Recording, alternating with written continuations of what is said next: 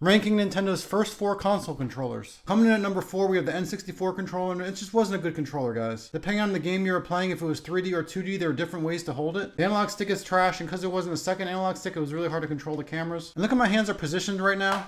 It's like this. It's just not a natural position for your hands, because one goes out longer than the other. Coming in at number 3, we have the Super Nintendo controller. Now, I do like this controller, but it just felt a little bit cheaper to me than the NES one. I feel like they used a cheaper type of plastic for the D-pad, and the NES one felt better. And they added all these buttons, so you now have 6 different buttons. I feel like that was a little overkill for the Super Nintendo. You probably only needed about 4 of them. Again, it's not a bad controller, but it's number 3 on my list. Number 2, we have the NES controller, and I know there's only 2 action buttons, but this did the job for 95% of the NES games. It also just has the perfect weight to it, and like I said, the D-pad on this thing is my favorite of all the D-pads. Probably would have been a little bit better if these buttons were at an angle, but it was early days of gaming, so they didn't think about that yet. And this is a classic controller, number 2 NES. And my number 1 favorite controller of the first 4 out of Nintendo's consoles is gotta be the GameCube. I mean, this thing just melts in your hands. It's so comfortable, and I love the way that they position these buttons. It's like they took everything that was wrong with the N64 controller and fixed it with this. Also, the L and R buttons feel incredible when you push them down. It does have a few issues, like even though the buttons are well placed, I don't really like the way that they name them B, A, Y, and X like that. I'm also not a big fan of the shape of some of these buttons. They look like they're designed for just 1 or 2 games. But as far as comfort goes, I say that this is the GOAT. What do you guys think? Do you agree?